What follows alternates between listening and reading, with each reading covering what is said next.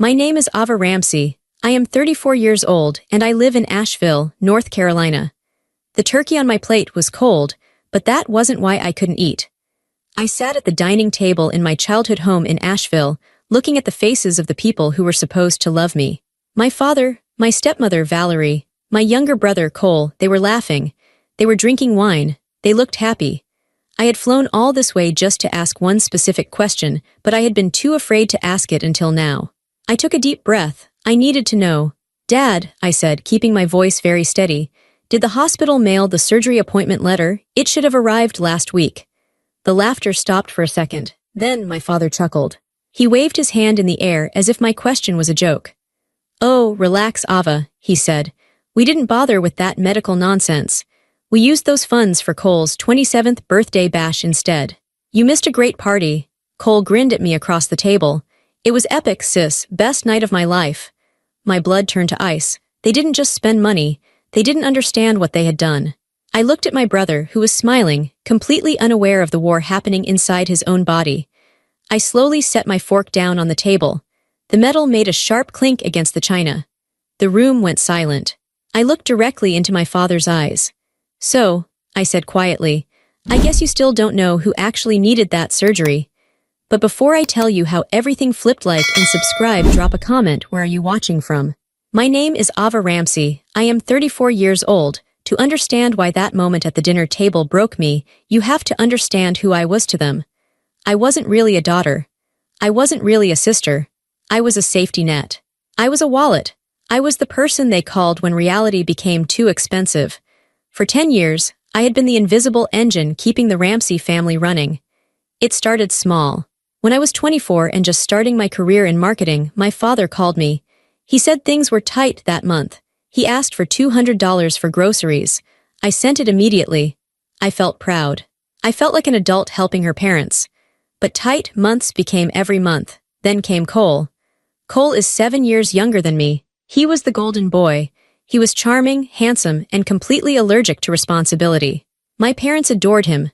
They looked at him and saw a star. They looked at me and saw a bank account. When Cole graduated high school, he wanted to go to a private art college in Savannah. My parents couldn't afford the tuition. They didn't tell him no. They told him maybe, and then they called me. I remember sitting in my small apartment, eating instant noodles because I was saving for a house. My father was on the phone. "Ava," he said, his voice heavy with fake guilt. "It's his dream. You know how talented he is. We just need a little help with the first semester. We'll pay you back when the tax return comes." I paid the tuition. They never paid me back. The tax return came and went. They bought a new television instead. That was the pattern. For the next 6 years, I paid for everything. I paid Cole's tuition. When he complained that the dorms were cramped and hurting his creativity, I paid the deposit and the monthly rent for a penthouse apartment near campus. It was nicer than the place I lived in. I told myself I was being a good sister. I told myself that family supports family, but it wasn't just rent. It was the lifestyle. One afternoon, Cole called me. He sounded frantic. "Ava, I'm at the dealership. I need a cosigner or I lose the car." "What car?" I asked. "A BMW," he said. "Mom and Dad said it fits my brand. I need to look successful to be successful, right? But my credit isn't established yet." "Cole, a BMW is expensive," I said. "Why don't you get a used Honda?" My mother grabbed the phone from him. "Ava, don't be jealous. Your brother has an image to maintain. He's going to be an influencer. This is an investment. Just sign the papers. Don't be difficult." "Don't be difficult." That was their favorite phrase. I signed. I paid the insurance. When Cole got parking tickets, I paid those too. When he maxed out his credit cards buying designer clothes for Instagram photos, I paid off the balances so his credit score wouldn't tank. I worked 60 hours a week.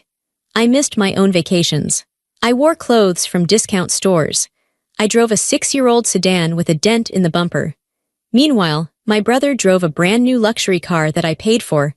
I was invisible unless I was paying for something. I remember one Christmas specifically. I had just received a big bonus at work. I was excited to tell them. I drove home, the trunk full of gifts. I had bought my dad a specialized grill he wanted. I bought Valerie a designer handbag. I bought Cole the latest camera gear. I walked in and they barely looked up from the TV. "Hey," I said, putting the bags down. "Merry Christmas." "Oh, good you're here," my dad said without standing up. "Did you bring the wine?" Valerie forgot to buy red wine. I brought gifts," I said. "Great," he said. "But we need wine. Can you run back out and get it?" I went back out. I bought the wine. When I came back, they were opening the gifts. They didn't wait for me. "Thanks for the grill," Dad said, already looking at the instructions. "Cole, look at this camera lens. This is going to be great for your vlog." "Thanks, Ava," Cole said, not looking at me. He was already attaching the lens to his camera. Nobody asked how my job was. Nobody asked about my life. Nobody gave me a gift. Valerie saw me looking at the empty space under the tree where my present should have been. "Oh, honey," she said, waving her hand. "We've been so busy with Cole's launch party, we didn't have time to shop. We'll get you something next week." They never did. That night, I cried in the guest bedroom. It wasn't about the presents. I could buy my own things. It was the fact that I didn't exist to them as a person. I was just a resource. I was a utility, like electricity or running water. You only notice the electricity when it stops working. But I didn't stop. I kept paying, I kept showing up.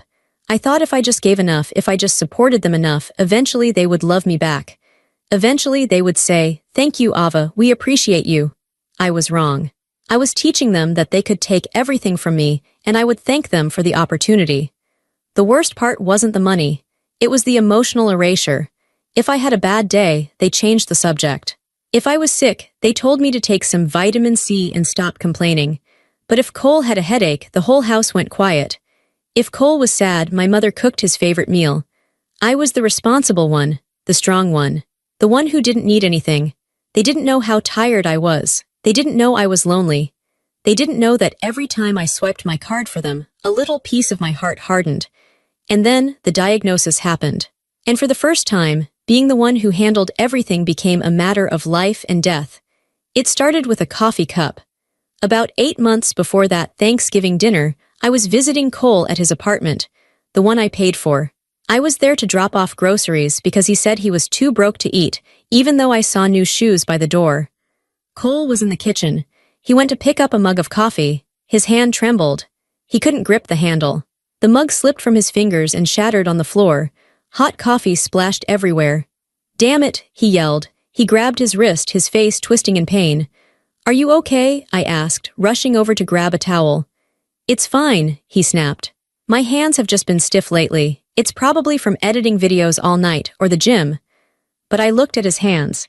His knuckles were swollen. They looked red and angry. He was 26 years old. His hands shouldn't look like that. "Cole, that doesn't look like gym strain," I said. "How long has this been happening?" "A few weeks," he mumbled. "It's worse in the mornings.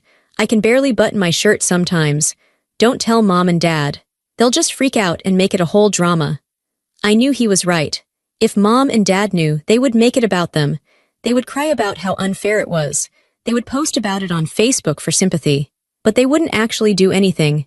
They wouldn't schedule appointments. They wouldn't research doctors. "I'm taking you to a specialist," I said. "I can't afford a specialist, Ava," he said. "I'll pay for it," I said.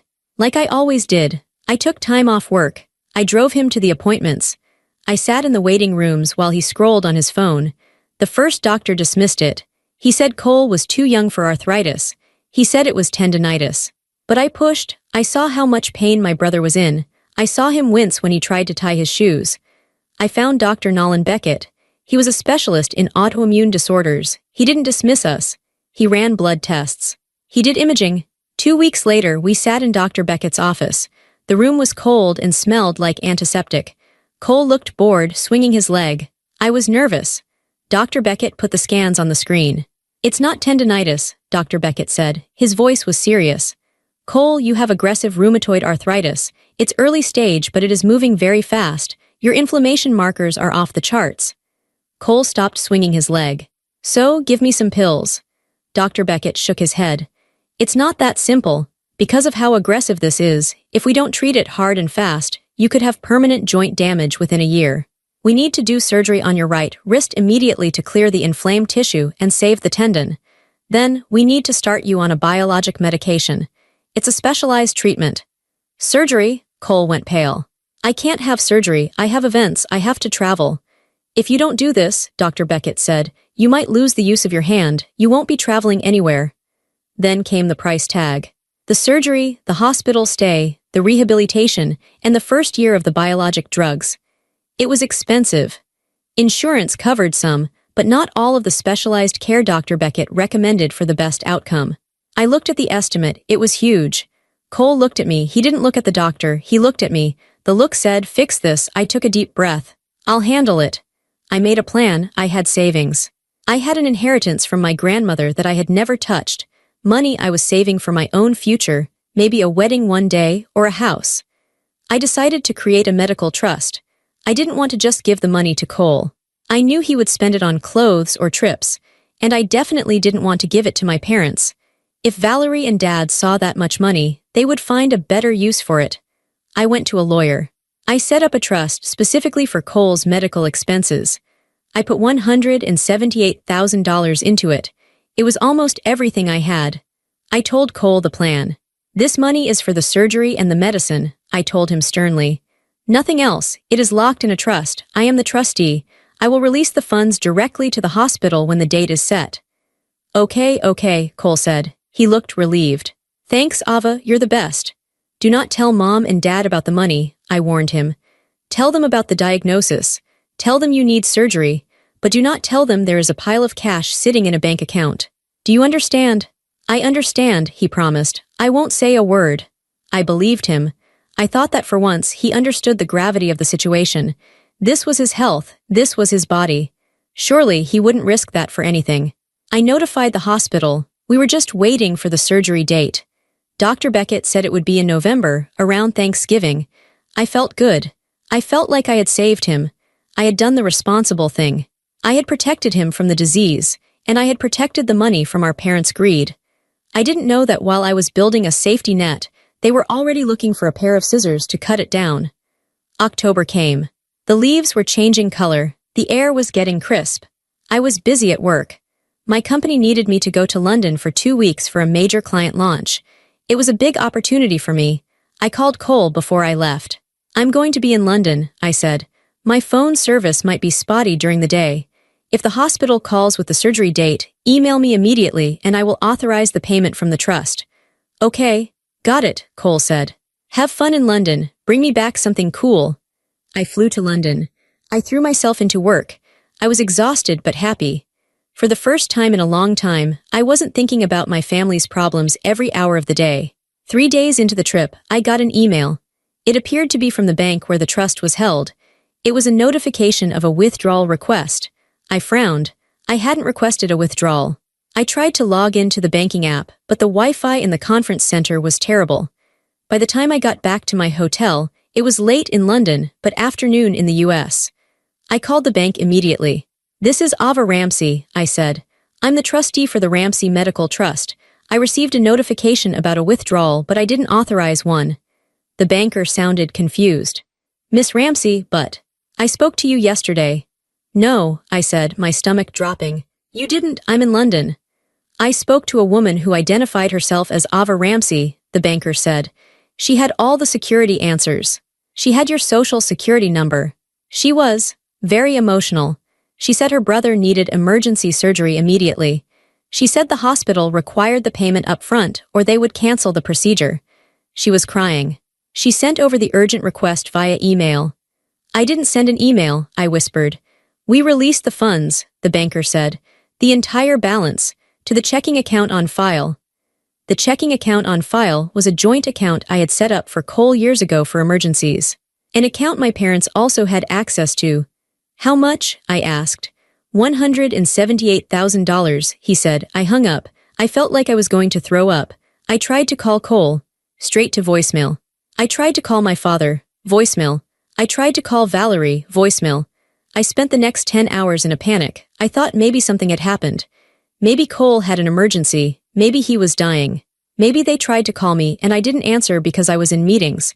I checked my email again. I looked at the sent folder. Nothing. Then I checked the trash. There it was. An email sent from my account. Someone had logged into my personal email. Subject: Urgent Transfer Authorization. The language wasn't mine. It was full of exclamation points. It was dramatic. "My brother is dying. Please release the funds, Valerie." It sounded exactly like Valerie. I still held onto a tiny sliver of hope that the money was used for the hospital. Maybe they just panicked. Maybe they were trying to save him. Then, I opened Instagram. I saw a post from Cole. He was standing in front of a massive log cabin lodge. There were string lights everywhere. There was a banner that said Cole's 27th, the legend continues. He was wearing a white suit. He held a bottle of champagne. He looked happy. I scrolled. There were videos. A private chef cooking steaks. A live band playing on a stage built into the grass. Fireworks going off over the lake. Gift bags that looked like they cost $500 each. The caption read, "Best family ever. Thanks mom and dad for making this happen. Number birthday king, number influencer life, number blessed." I sat on the edge of my hotel bed in London. The room was silent. They hadn't paid the hospital. They hadn't saved his wrist. Valerie had impersonated me. She had used my personal information, which she knew because she was my stepmother, to steal the money I had saved for 10 years. And they spent it on a party. They spent $178,000 on a party for a 27-year-old man who was sick. They blew it all. The fireworks alone probably cost 10 grand. The lodge rental, the catering. I looked at Cole's wrist in the photo. He was holding the champagne bottle with his left hand. His right hand, the sick one, was hidden in his pocket. He knew the money was for his surgery. He knew I had locked it away to save his future. And he let them take it. He drank champagne and danced while his joints were destroying themselves. I didn't scream. I didn't cry. I felt something inside me snap. It wasn't a loud snap. It was quiet. It was the sound of a bridge collapsing. I packed my bags. I left London early. I didn't tell them I was coming. I flew to Asheville. I rented a car. I drove to the house. It was Thanksgiving. They were expecting me to come for dinner. They were expecting the good daughter to show up, smile, eat turkey, and not ask questions about money. They thought I would never find out until it was too late. Or maybe they thought I would just forgive them like I always did. They were wrong. I arrived at the house. I walked in. I sat down. I asked the question about the surgery. I watched my father laugh. And then I told them, "I guess you still don't know who actually needed that surgery." And that's where the dinner ended, and the war began. I didn't stay for dessert. After I dropped that sentence, I stood up and walked out. I left them sitting in stunned silence. I drove to my own house, a small, tidy place about 20 minutes away. My hands were shaking on the steering wheel, not from fear, but from adrenaline. As soon as I got home, I opened my laptop. I didn't go to sleep. I went to work. I logged into every single account I had ever shared with them. The credit card Cole used for gas. Cancelled. The auto-pay for Cole's penthouse. Cancelled. The insurance payments for the BMW. Cancelled. The Netflix password. Changed. The Amazon Prime family account. Deleted. I cut every financial cord that connected me to them. It took me 3 hours. By 1:00 a.m., I had severed 10 years of financial support. I sat in my living room, waiting. I knew they would come. They wouldn't come because they were sorry. They would come because their credit cards had just been declined at the bar or the gas station. At 2:15 a.m., headlights swept across my front window. I heard car doors slam. Then the pounding on the door. "Ava, open this door right now." It was my father. I walked to the door and opened it. I didn't unlock the screen door. I stood behind the mesh looking out at them. They were all there. My father, red-faced and furious. Valerie, looking like a victim. Cole, looking annoyed and tired. "What the hell is wrong with you?" my father shouted. His voice echoed in the quiet neighborhood. "We're trying to get gas and the card didn't work. And Cole just got an email that his rent payment bounced." "I know," I said calmly. "I canceled them." "You can't just cancel them," Valerie shrieked. "That's not your money to control. That's for your family." "It is my money," I said. "It has always been my money, and now I'm keeping it." "You are embarrassing us," my father yelled. He stepped closer to the screen door, getting in my face. "Do you know how bad this looks? Cole has a reputation. You are being petty and vindictive just because of a little party." "A little party?" I looked at Cole. "You stole $178,000. You stole your own surgery money." "It wasn't stealing," Cole shouted. "It was family money. Mom said it was fine. I needed the exposure, Ava. You don't get it. The party was an investment. I'm going to make double that back in sponsorships." "You have arthritis, Cole," I said. "Your wrist is rotting. You need surgery, not sponsorships." "Stop being dramatic," Valerie spat. "He's fine. You're just jealous because we celebrated him and not you. You've always been jealous of him." That hit me. Jealous. I had given up my 20s for him. I had given up my savings for him. You have 24 hours, my father demanded. Turn the cards back on, reauthorize the rent payment, and put the money back in the joint account. If you don't, there will be consequences, Ava, big ones. He looked at me with a look I had never seen before. It wasn't a father looking at a daughter. It was a predator looking at prey that had decided to fight back. You need to learn your place, he hissed. You exist to help this family. That is your job. Now fix this. I looked at the three of them. My father, the bully, Valerie, the thief, Cole, the leech. I felt a strange calm wash over me. The fear was gone. No, I said. The word hung in the air. It was small, but it felt heavy. What did you say? My father asked, his voice dropping to a dangerous whisper. I said no, I repeated. I am not turning the cards on. I am not paying the rent, and I am definitely not putting more money in that account. I am done. The bank is closed. Valerie gasped. You ungrateful little bitch. Get off my property, I said, or I will call the police. My father laughed. A cold, ugly laugh. The police, against your own father. You wouldn't dare. You're weak, Ava. You've always been weak. He reached for the handle of the screen door and rattled it violently, trying to rip it open. I said get out, I screamed. It was the first time I had raised my voice. He stopped. He looked at me, realizing I wasn't backing down. He stepped back, straightening his jacket. Fine, he said. He pointed a finger at me. You want to play hardball. We'll play hardball, but remember you started this. Don't come crying to us when you lose everything. Let's go, he told the others. They walked back to the car. Cole looked back at me once. He didn't look sorry. He looked angry that his free ride was over. They drove away. I locked the main door. I engaged the deadbolt. I slid the chain across. I leaned my back against the door and slid down until I was sitting on the floor. My heart was pounding like a hammer against my ribs. I knew my father. I knew he wasn't making an empty threat. Consequences. I thought the worst was over. I thought the confrontation was the climax. I was wrong. The theft was just the beginning. They weren't just going to cut me off. They were going to try to destroy me completely 3 days after the confrontation on my porch. I thought the silence meant I had won. I thought my father had realized he couldn't bully me anymore. I went to work. I bought groceries. I started to look for a new apartment because I didn't feel safe in my house anymore. I was wrong about the silence. It wasn't a retreat. It was the calm before an ambush. It happened on a Tuesday evening. I was heating up leftovers in the microwave. There was a knock at the door. I froze. I checked the peephole. It wasn't my father. It was a man in a uniform, a process server. I opened the door. Ava Ramsey? He asked. Yes, I said. You have been served, he said. He handed me a thick, heavy envelope and walked away. I closed the door and sat at my kitchen table. My hands were shaking as I tore open the seal. I pulled out a stack of papers. The first page had a stamp that said State Court Probate Division. I read the title. Petition for Emergency Guardianship and Conservatorship. I didn't understand. Guardianship was for elderly people with dementia, or for people in comas. I read further. Petitioner, Robert Ramsey, father. Respondent, Ava Ramsey. I started reading the allegations. My breath caught in my throat. The respondent, Ava Ramsey, has suffered a severe psychotic break. The respondent has a history of unmedicated bipolar disorder and severe paranoia. The respondent has ceased all communication with family and is exhibiting erratic, dangerous behavior. The respondent has attempted suicide twice in the last 6 months. The respondent is currently abusing prescription narcotics and is a danger to herself and her finances. I dropped the papers. They slid across the table. Lies. Every single sentence was a lie. I had never been diagnosed with bipolar disorder. I had never attempted suicide. I didn't even take Tylenol, let alone narcotics. They were trying to say I was crazy. I read the request at the bottom. They were asking the court to grant my father full legal control over the respondent's person and estate. They wanted control of my bank accounts, my house, my medical decisions. They wanted to strip me of my rights as a human being and put me under their thumb.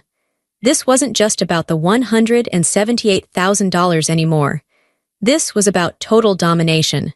They wanted to seize everything I had so I couldn't cut them off ever again, and they had evidence. Attached to the petition were affidavits. One was from a friend I hadn't seen in 5 years, claiming she saw me doing drugs at a party. One was from a psychiatrist I had never met, claiming he treated me for a manic episode.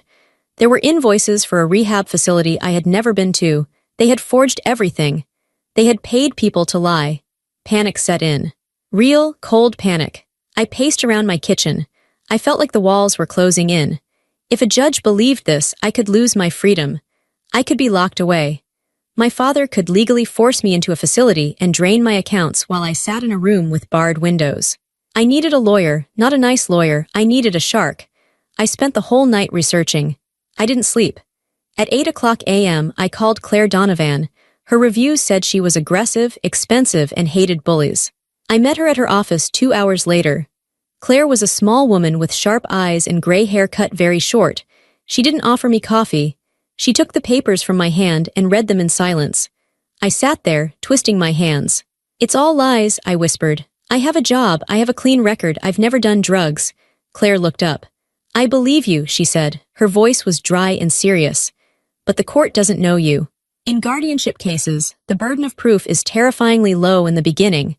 If your father cries enough, and if these documents look real enough, a judge might grant a temporary emergency order just to be safe." "So what do we do?" I asked. "We fight," she said. "Guardianship is a weapon. People use it to control elderly parents for their money, but parents using it on an adult, employed daughter, that is an act of war. They are trying to erase you, Ava." She leaned forward. "They have made a mistake, though," she said. "They got greedy. They forged medical records. That is a felony. If we can prove these are fake, we don't just win, we bury them." She handed me a notepad. "I need you to write down every interaction you've had with them in the last year. Every text. Every email. And I need you to go to your bank and get certified copies of everything. We are going to build a fortress around you." I left her office feeling a tiny bit stronger, but I was still scared. I knew my father. He wouldn't stop with just paperwork. He would try to make the lies look real. I went home. I locked the doors. I closed the blinds. I didn't know that while I was meeting with Claire, my father was making another phone call. A call that would bring the war to my front door. 2 days later, the trap tightened. I was at work trying to focus on a spreadsheet. My phone rang. It was my health insurance provider. "Miss Ramsey," the agent asked, "we're calling to notify you that your policy is under review due to the high volume of claims submitted this week." "What claims?" I asked. "I haven't been to the doctor in a year." "We received claims for emergency psychiatric hold, 3 sessions of crisis counseling, and a toxicology screen from Asheville General Hospital," she said, "totaling $47,000. I stood up. My chair rolled back and hit the wall. "I was not at the hospital. Those are fraudulent." "They were submitted under your dependent ID," she said. "Your father is listed as the guarantor on your old family plan policy, which is still linked to your file." He had used my old information. He was creating a paper trail. He was generating medical bills to prove to the court that I was sick. "Cancel them," I said, my voice shaking. "Flag them for fraud. I am hiring a lawyer." I hung up. I felt sick.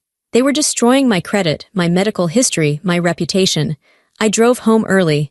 I was afraid to be in public. I felt like everyone was looking at me, like maybe I looked crazy. That's what gaslighting does. It makes you question your own reflection. I got home at 5 p.m. I ate a piece of toast. I sat in the dark living room, afraid to turn on the lights. At 1:30 a.m., I woke up to a sound that freezes your blood. Heavy pounding on the door, not a knuckle knock, a police baton knock. "Police, open up!" Blue and red lights were flashing through my curtains. They were lighting up my whole living room. I grabbed my robe.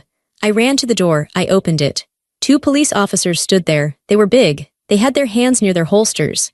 Behind them on the sidewalk, I saw my father's car. He was standing there with Valerie. Valerie was crying into a tissue. "Ava Ramsey?" the officer asked. "Yes," I said.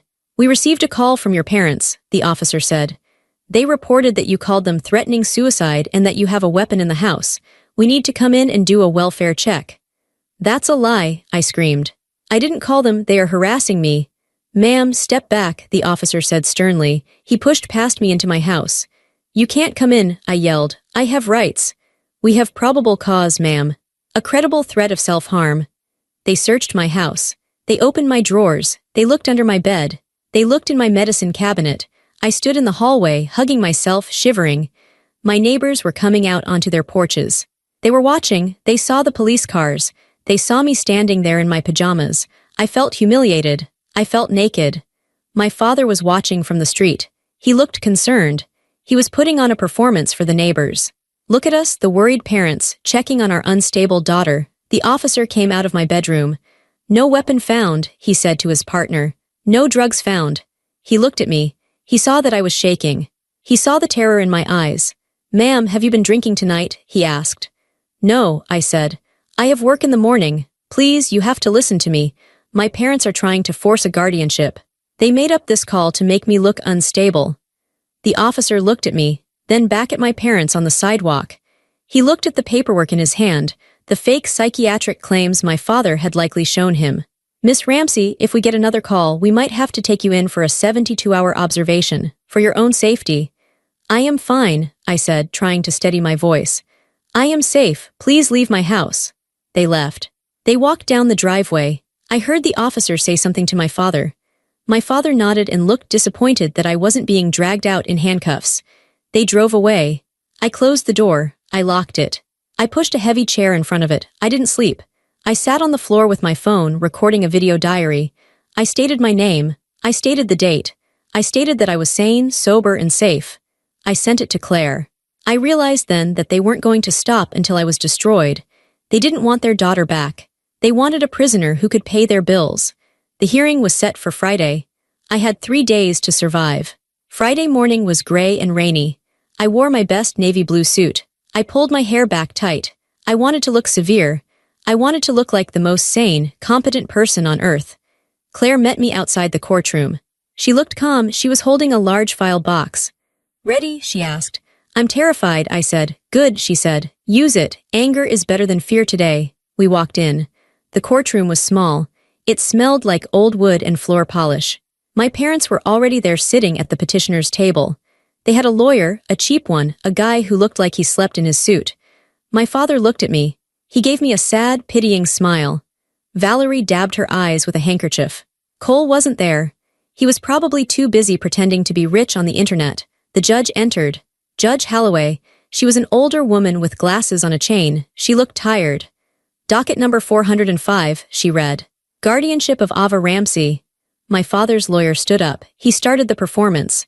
Your Honor, he began, this is a tragic case.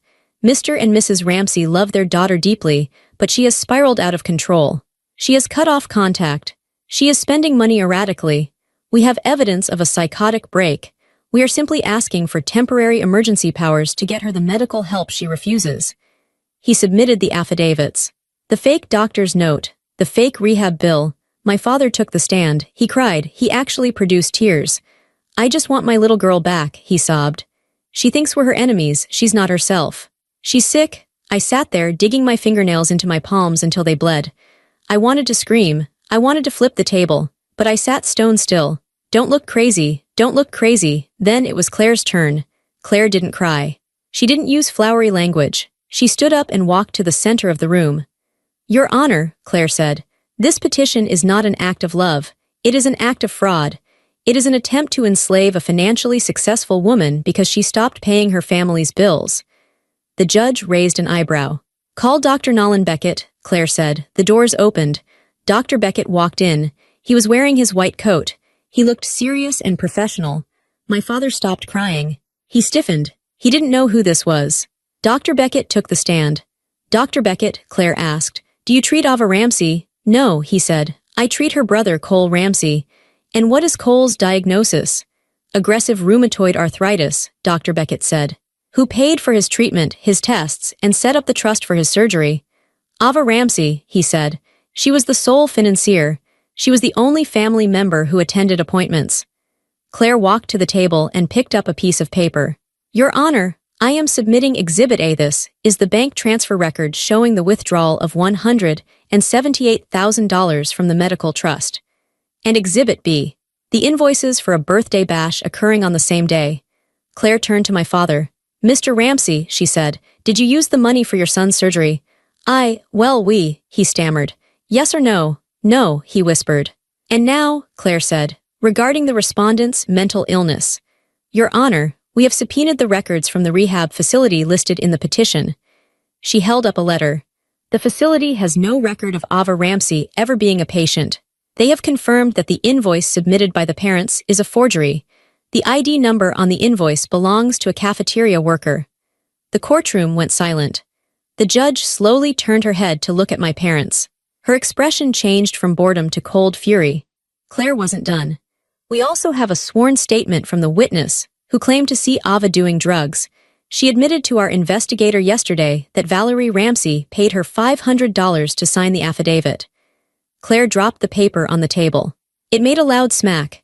"This is not a guardianship case, Your Honor," Claire said. "This is a criminal conspiracy." Judge Holloway looked at my parents. My father was pale. Valerie was shaking. They looked small. They looked like caught children. "Mr. Ramsey," the judge said. Her voice was like a whip. "Stand up." My father stood up. He looked wobbly.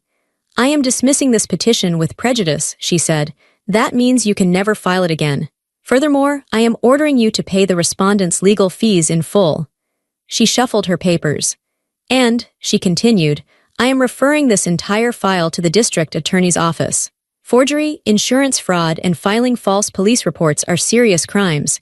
You will not leave this courthouse without speaking to a marshal." She slammed the gavel.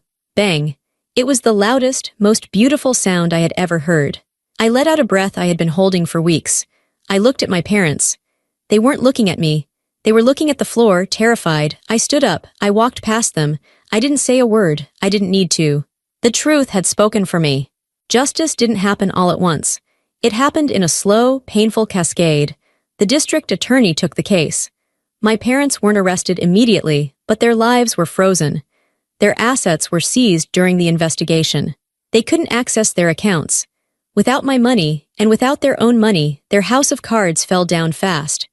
3 months later, the foreclosure notice was stapled to the front door of my childhood home. They couldn't pay the mortgage. They couldn't pay the utilities. The lights were cut off. Cole was the first to fall. Without the surgery, his arthritis advanced just like Dr. Beckett said it would. His right hand seized up. He couldn't hold a camera. He couldn't edit videos. He couldn't style his hair. He lost his apartment, the penthouse I had paid for. He had to move back in with our parents, into the dark, cold house that was being foreclosed on. I heard from a mutual acquaintance that Cole tried to keep up appearances on Instagram for a while. He posted old photos. But eventually, the facade cracked. He stopped posting. His career as an influencer evaporated because he had no content and no money to fake the lifestyle. He applied for disability benefits. He was 27. My father and Valerie lost their reputation. In a small town like Asheville, court records travel fast.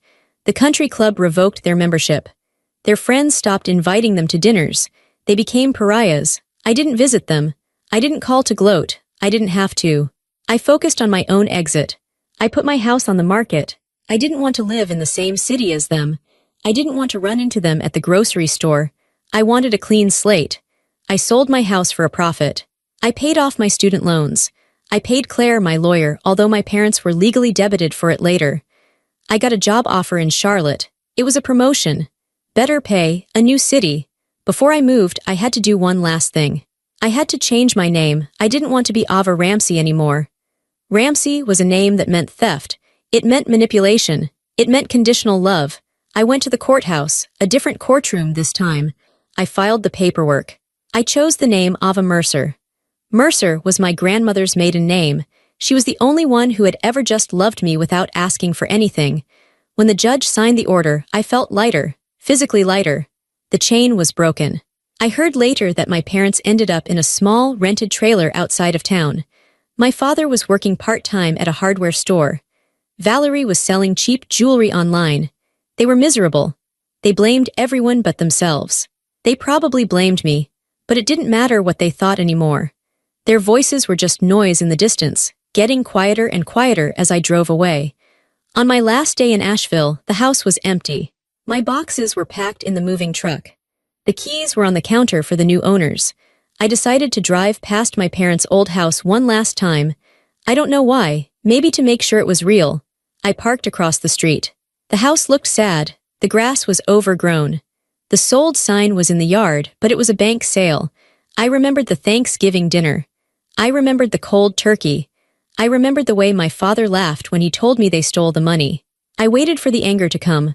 I waited for the sadness, but nothing came. I felt nothing, just a quiet, flat peace.